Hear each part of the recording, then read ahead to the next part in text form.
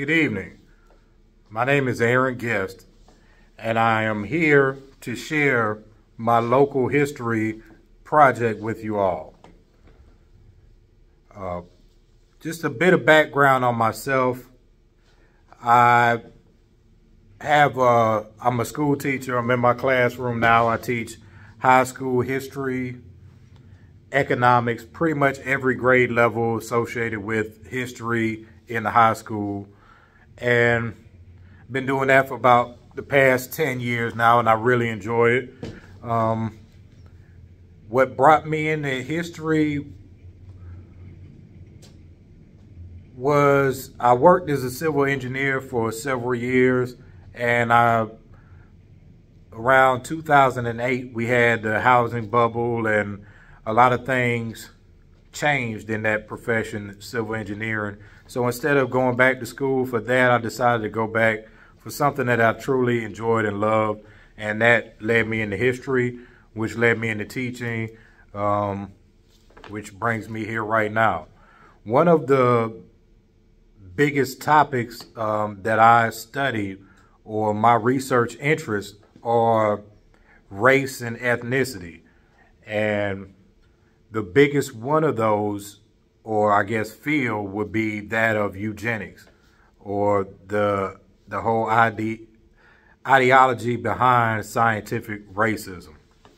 It's been known throughout many countries and nations and languages for most of our modern history. We've had that aspect of scientific racism, and that's always been one of the things that I enjoyed studying. And it is one of the things that I wanted to focus on for this specific assignment for our public history. In the state of, well, just so that everyone, I don't want to jump the gun and speak on a subject with someone, a viewer, who may not be informed or knowledgeable about some of the things that I'm going to talk about. In the state of Georgia, in pretty much the United States altogether, during the 1920s, even before, states began passing eugenics legislation. And what that means is a state would come together, they pass laws that the state can legally sterilize or perform a vasectomy or other procedures on an individual as long as they were deemed unfit by the State Board of Eugenics. And that has been one of the areas that I've focused my research, and I continue to focus my research. Here in Georgia, we have the laws. Georgia was the last to enact or adopt this sterilization legislation. In 1937, the state legislature passed, the state laws on eugenics, and I think that same year is when they actually began the state hospital at Milledgeville State Hospital actually began performing those procedures. Not a lot was known about the details of how those people were sterilized, how many were there, what ethnicity, what ages, what gender. So there were a lot of questions until in 2007, the Georgia Archives in Morrow, Georgia, they actually released thousands of files related to the sterilizations that occurred here in Georgia. And amongst those thousands of files, basically you have, for an individual who was deemed unfit by the State Board of Eugenics, they would have three documents, three or more, but at least three, relating to that individual and the process or procedure for their sterilization.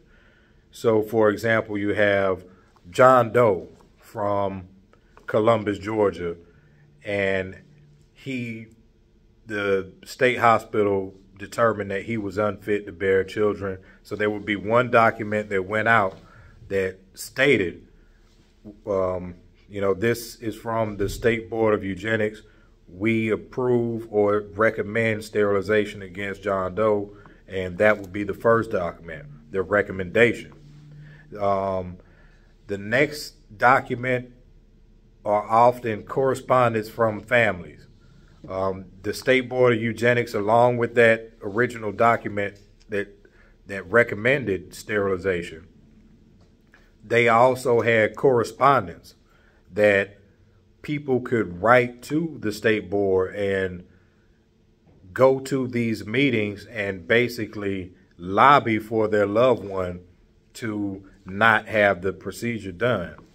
And that correspondence usually came in the form of handwritten letters, and that is from the victim's family to the State Board of Eugenics. Not too many replies from the State Board to those family members that I've been able to find in the files as of yet. And the next documentation, that third piece, would be the actual report of the procedure. So for Mr. John Doe from Columbus, Georgia, who was recommended a sterilization because he was unfit, you have that original document, the recommendation. If his family did object, that document would be in the file, and like I said, the last file would be the report of operation, and that would be when, the individual, it basically states what day, time, who the surgeon was, and what type of procedure, sterilization procedure, was performed. So that has been very interesting to me, and a personal project or something that I've worked on. I've never stopped working on. I really enjoy doing the work, discovering new information that I don't think has been published or even brought up in many of the histories dealing with the South and Georgia specifically. So I'm interested to go in and look at these files, dig in these files, and tell the stories of those Georgians who were involuntarily sterilized. And this took place from 1937 to roughly about 1960, 1968 here in the state. So all of these thousands of individuals who were deemed unfit to have children, they all have stories. And some are more interesting than others. Some of the files are incomplete, which gives us more information on certain stories than we have on the others. But each of those numbers is a soul and an individual who was robbed of an opportunity by the state behind this scientific or quasi-scientific racism in the form of the eugenics movement or eugenics ideology.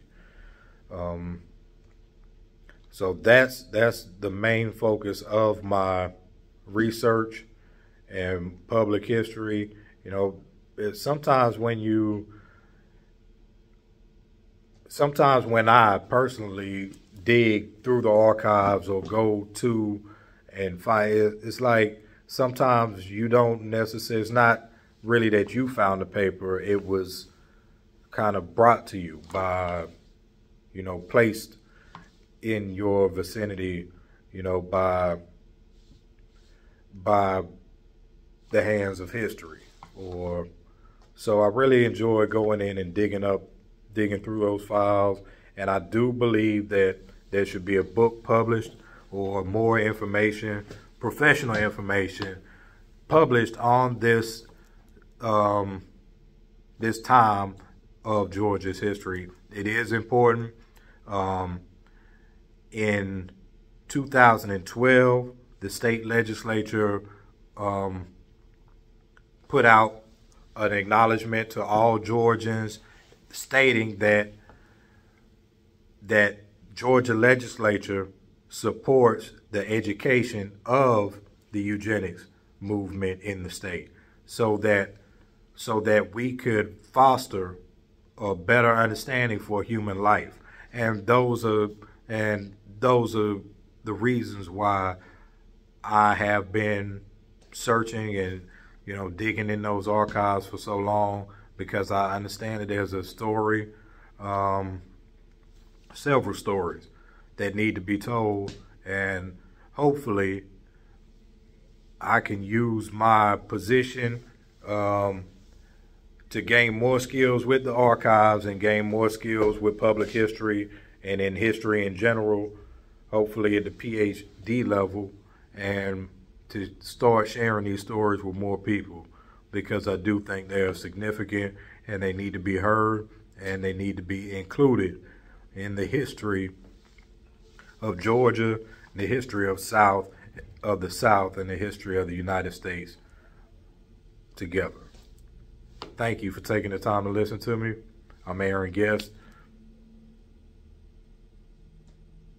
Goodbye.